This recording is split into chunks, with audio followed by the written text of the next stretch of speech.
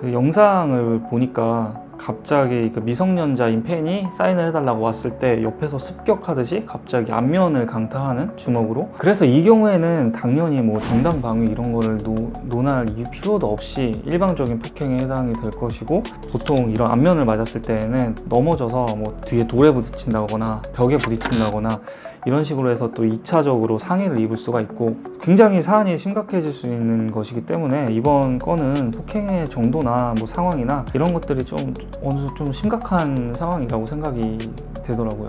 결국에는 근데 사람들의 관심은 이제 연예인이니까. 지금 많은 분들이 궁금해하시는 부분이 제시가 방관을 했는데 그것도 처벌이 되냐, 뭐 지금 같이 일행이었는데 그것도 처벌이 되냐, 이게 궁금해하시는 것 같은데,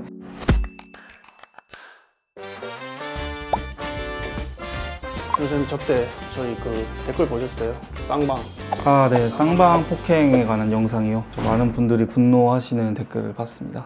보시면서 어떠셨어요? 많은 분들이 말씀하시는 대로 좀 법이 보완되어야 될 측면도 있는 것 같고, 근데 사실 제가 말씀드린 부분은 이제 쌍방이라고 하는 것이 먼저 맞았다고 무조건 정당방위가 아니다. 같이 싸움의 형태가 되면 너도 주먹질하고 나도 주먹질하고 같이 멱살잡이 서로 하고 이런 식의 싸움의 형태가 되면 그것은 정당방위가 안 될 수 있다, 이런 취지였는데 아무래도 조금 오해를 살 수 있는 부분도 있었던 것 같아서 잘 말씀을 드려야겠다, 이런 생각을 좀 했습니다. 그렇게 비슷한 사건이 최근에 그 연예인 사이에서 발생을 했잖아요. 뭐 비슷하진 않지만 폭행 관련 제시님 최근에 그 사건 터졌는데. 제시 일행이 미성년자를 폭행한 사건 말씀하시는 거죠?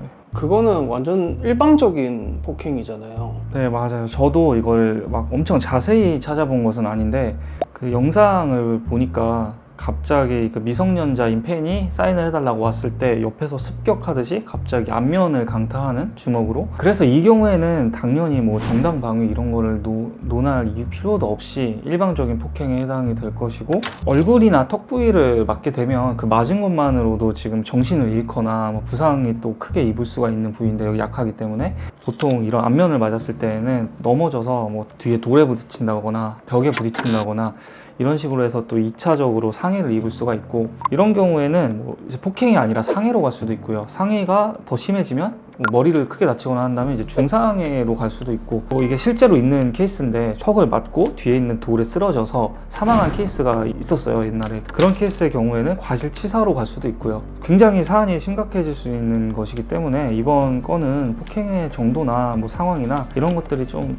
어느 정도 좀 심각한 상황이라고 생각이 되더라고요.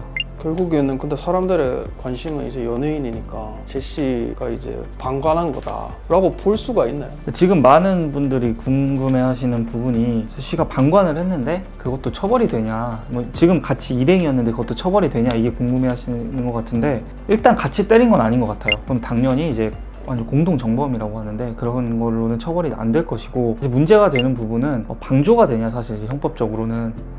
방조라고 하는 게 쉽게 말하면 도와준다는 건데, 이 도와준다는 게 개념이 뭐 좀 넓습니다. 물리적으로 도와준다. 뭐 예를 들어서 어떤 사람을 죽이려고 하는데 총이나 칼을 사다 주거나 범행할 장소를 만들어 준다거나 이렇게 그냥 물리적으로 도와주는 게 될 거고, 뭐 이런 것들 뿐만이 아니라 옆에서 조언이나 상담을 해주고 막 격려를 해주고 이렇게 심리적으로 도와주는 것도 방조에 해당이 되거든요.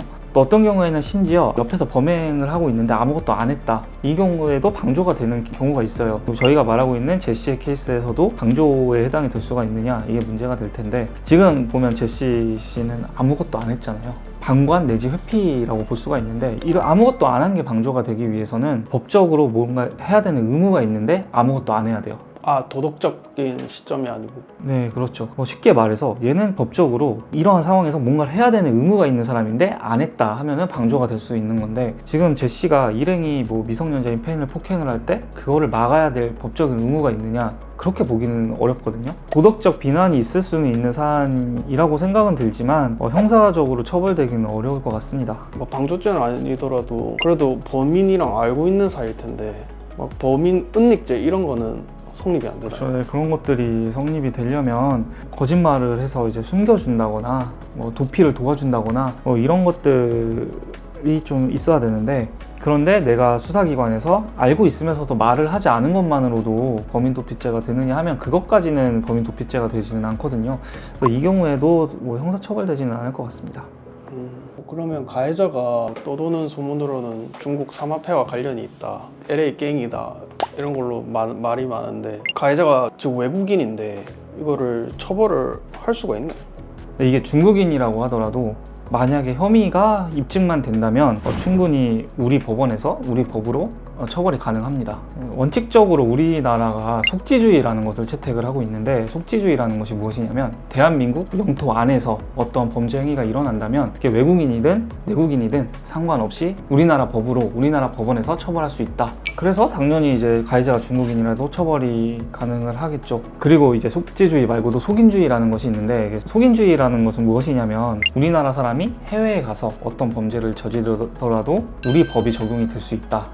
예를 들어 우리나라 사람이 대마가 합법인 캘리포니아 주에 가서 대마를 했다. 그렇다고 하더라도 이제 우리나라에 오면 처벌을 받잖아요. 실제로 옛날에 연예인 신정환 씨나 이런 경우에는 마카오에 가서 카지노를 하시고 처벌이 되셨잖아요, 실제로. 근데 마카오에서 사실 카지노 한 게 거기서는 범죄가 아니에요. 우리나라 사람이기 때문에 속인주의가 적용이 되어서 우리나라 법에 따라서 처벌이 되는 것이죠, 그런 것들이. 그리고 좀 흥미로운 것 중에 하나는 세계주의라는 것이 있는데, 인신매매나 테러나 이런 것들 몇 가지 규정되어 있는 것들이 있어요. 이런 것들은 외국인이 외국에서 범죄를 했더라도 우리나라 법이 적용되어서 처벌을 할 수 있다, 이런 건데, 예를 들어서 소말리아에서 소말리아 그 해적들이 아동들을 납치를 해가지고 인신매매를 했다. 소말리아에서 소말리아 사람이 한 범죄인데도 우리 법으로 사실 처벌을 할 수 있다는 것이고, 이거는 뭐 시기상으로는 사실 좀 다르긴 하지만 이해하기 쉽게 말씀을 드리자면 9.11 테러 오사마 빈라덴이 했잖아요. 그런 것들도 우리나라에서 오사마 빈라덴을 처벌할 수 있다는 거죠, 이론적으로는.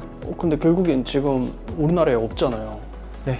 뜬 상태인데 그럼 불러들일 수가 있나요? 이런 것들이 이제 현실적인 문제들인데, 대부분 나라들은 현재 사법 공조가 이루어지고 있기 때문에, 사법 공조가 이루어진 나라들은 서로 이제 공조를 해서 범죄인 인도 조약이 또 체결된 나라가 있기도 하고 없기도 한데, 또 인도 조약까지 체결되어 있다면 우리나라로 송환을 해서 처벌을 할 수 있는 부분들이 있고요. 정말 이제 심각한 범죄다라고 하면은 국제적으로 이제 인터폴 적색 수배하고 이런 식으로 공조를 하면서 진행을 하기도 하죠.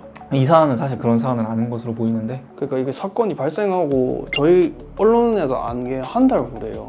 어떻게 보면 한 달이라는 기간이 있었는데 약간 가해자가 달아난 느낌? 지금 현재 사안에서 왜 출국이 안 됐는지는 제가 뭔가 기록 같은 걸 더 봐야지 알 수 있을 것 같지만, 수사기관에 빠르게 수사를 요청을 하고 필요한 경우에 혐의가 어느 정도 입증도 되었다, 그래서 빠르게 출국 금지를 시켜야만 하는 사안이다 라고 한다면 출국 금지가 생각보다 굉장히 빠르게 됩니다. 그래서 어떤 뭐 사정이 있지 않았을까 싶기는 한데, 제가 실제로 했던 사건 중에서는 공항에 가셔가지고 해외에 나가시기 직전에 저는 한국을 뜹니다 이런 식으로 문자를 보낸 거예요. 그 사이에 이제 경찰서에 바로 신고를 해가지고 출국 금지가 돼서 못 나가신 경우도 있었어요. 1시간도 안 되는 사안이었던 것 같아요. 경찰서에 가서 신고를 하고 바로 출국 금지가 돼가지고 한국에서 수사를 받으시는 경우도 있었습니다.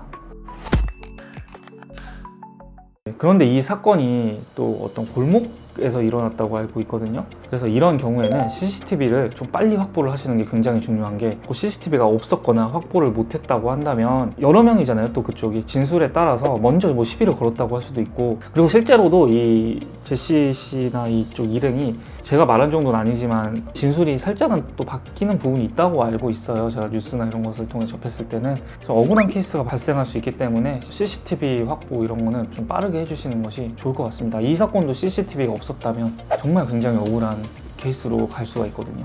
근데 이런 CCTV는 결국에는 신고를 해야지 확보를 할 수가 있는 거죠. 일단은 CCTV에 보면 보관자나 관리자 같은 것이 적혀 있는 경우가 많거든요. 그래서 그런 보관자나 관리자를 찾아가셔가지고 이런 사건이 있으니까 좀 달라고 요청을 좀 빨리 해보실 수가 있죠. 그렇게 해서 확보를 하고, 또 방범용 CCTV다 이런 경우에는 시청이나 구청에 정보공개 청구를 하셔서 받으실 수가 있습니다. 시청이나 구청에서는 굉장히 잘해주는 편이기 때문에 빨리 해주나요? 담당자마다 다르긴 하지만 한 일주일에서 10일 사이에서 많이 되는 것 같고요. 좀 잘해주는 편이기 때문에 확보에 어려움이 있을 것을 걱정하실 필요는 크게 없으실 것 같고요. 근데 방범용이 아니라 뭐 개인이나 아니면 개인적인 회사 같은 곳에서 관리하는 경우에는 개인정보 유출이 된다 막 이러면서 안 주는 경우가 실제로 굉장히 많습니다. 또 이러한 경우에는 법원에 증거보전 신청을 하거나 아니면 수사기관에 좀 빠르게 신고를 해서 수사관을 통해서 확보를 해달라고 요청을 하거나 이러한 방법을 쓰셔야 하는데, 있는데 이 부분에 대해서는 좀 말하자면 굉장히 좀 길어지니까 제가 다음에 별도의 영상을 통해 말씀드릴 기회가 있으면 증거보전 신청이나 뭐 이런 것들은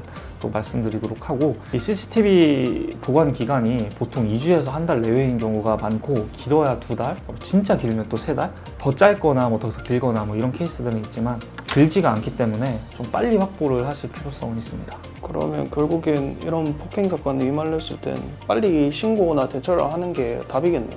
네, 그렇죠. 일단 제일 중요한 것은 증거의 확보, 주변 증인을 확보하거나, 제일 좋은 것은 CCTV 앞에 뭐 일행이 있거나 내가 또 찍을 수 있다면 핸드폰으로라도 영상을 찍어 놓거나 녹음이라도 해두던가 뭐 이런 식으로 증거를 확보해 놓는 것이 좀 필요할 것 같습니다. 뭐 어떻게 남아서 일하실 건가요? 조금 계속 하기는 해야 될 것 같은데, 오늘 안 하면 어차피 내일 해야 되는 거니까. 인당시야. 네, 계속 하도록 할게요. 네.